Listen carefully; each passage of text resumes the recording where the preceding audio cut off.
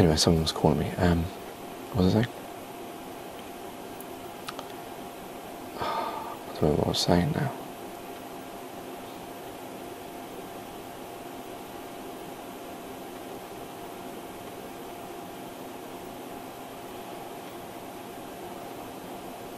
It was about love recording, wasn't it?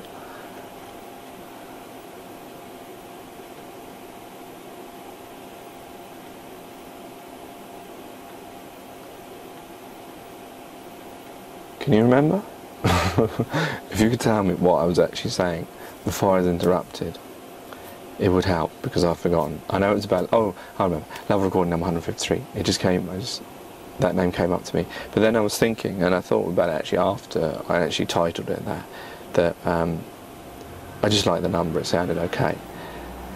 And I thought, in the story mentions at the end, and this will be problematic for the sequel, but it doesn't really matter, that it's 5 years since the person that he's in love with has talked to him, or wrote to him, or whatever.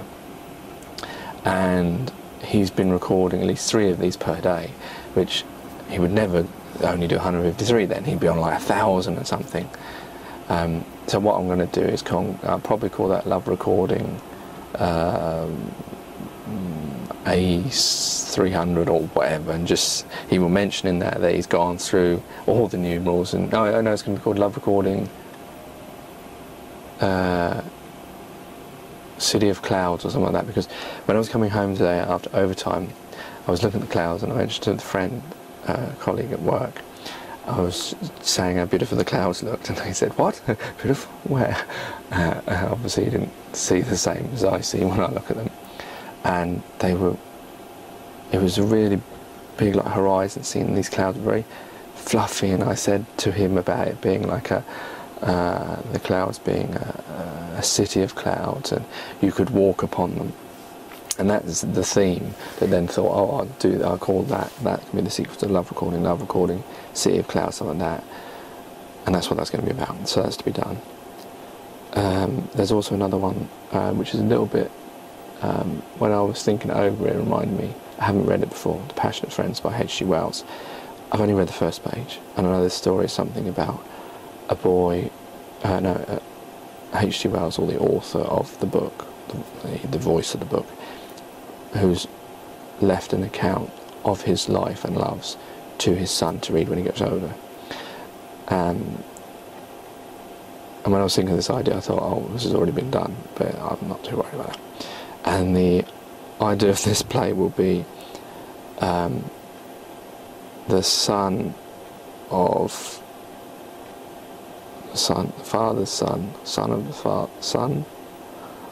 whoever he's going on about will be reflecting on his father's life, a love that he could never have, or something like that. So how many is that? I've got to do 3. And I'm sure there's a few others, but I can't remember. And I'm sure there'll be more poems as well. There's still a lot I've got to write. I'll just show you this, just to show. I really should carry pen and paper with me, but I don't. I just have this old grotty old mobile, which has got sellotape there holding it on. And it'd be a lot easier if I had a pen and paper. Sometimes on the bus or whatever, I get these ideas, and I have to text them down, and it's not always easy because I shortcut, and then I don't remember what I've actually written. So there's a few, and there's quite a bit here. I've still got that second to last. I've got no idea what that means. This one says, "Can't you feel the pain as it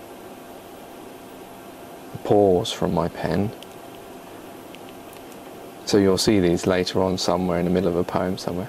"Tragedies live on in men's words, or words written by men." Okay, so I'm undecided about that line. This is a long one, this one. You can't see it, can you?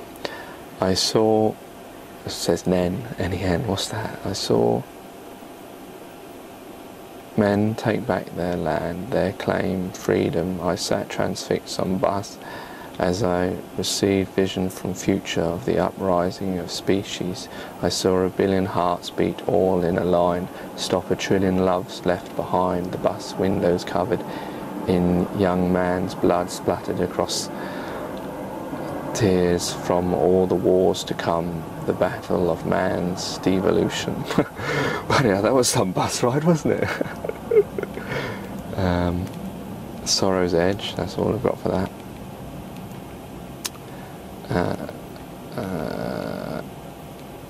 You reached out for me, caught me when I was falling. You saved me, returned my heart clean from the dirt buried for so long, unused. You gave me back my life again. Or again, probably would read. I was left out in the cold thinking of you, the warmth that you gave, the lonely rainfowl washing my face of old tears in the cold blizzard. My heart was touched by your warmth, your ever-present glow. I bet I was listening to Paul McCartney's Ever-Present Past, and that's probably where that last line's been lifted. Even though I laugh and joke, but inside I hide an unbearable loneliness, every day like a poet full of words, sitting alone in the dark. Would you deny me your love and leave my broken heart at the brink of the end of the world, with the angel's wings in unison flapping at its memory? Oh, that sounds good, doesn't it? Regimented warlike file to work.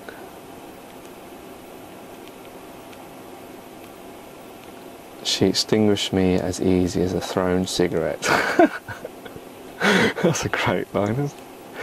Oh, right, I like this one. I saw this one, I remember where I got this one from. I saw in the middle of the road while I was waiting for the bus a piece of paper. This looked like a little booklet of some sort fluttering in the middle of this road, and these cars driving past it, and then the road became quiet and it was just fluttering, the paper was getting close to me. This is what I wrote from that. The pages flicker on a busy London road at night, long stretches of loneliness. Day-timed, it says there, car crushed by carrying mine words from one side to another, just like in life. Watch us stand by, not moving, to help words left to die. Something like that. I think I was going to write also that even I am standing by while this is happening, but something like that. I think that's all I've got. So yeah, you'll see those 10 or 11 ideas, or whatever they are, eventually in some poems. You'll say, ah, that's where I heard that before. He had that on his mobile. Little insight into how disorganised I am. So I think that's basically how it's going to be. So there's still a lot to come, and I am quite amazed. I was looking at it today that I've done how many? Oh, it's gone now. I had some information on this thing. 353 videos in a year, which is nearly one for every day. How many days are there in a year? 365, is it? Yeah, 364 point something around. So there's nearly one video for every single day. It's quite a lot, isn't it? What a load of old... I'm surprised they don't say to me, can you please stop sending so much stuff? Your rubbish is filling our hard drive up. But there you go. That's the state of John Doyle poems. So we've got some more one-off plays sometime. We're going to have some poems next. And hopefully we're going to finish off Jacob Jakes. And I think after that, I will either put on Charrington's or The Void. I haven't finished either of them, but I'd like to get them out there. Maybe then I can inspire me to actually finish them off. Charrington's is an open-ended one, so that's okay. And that's going to go on for ages, I think. But The Void is meant to finish, and I'm only halfway, if not that, through. And that's on 30 parts already, so that'd be next. So lots to look forward to. We had a bit of a longer video blog update of John Doyle poems. Looks like about 20 minutes altogether. I better stop now before it comes into 3. And thank you for listening. Thank you kindly. Where's the off button gone? You're off now.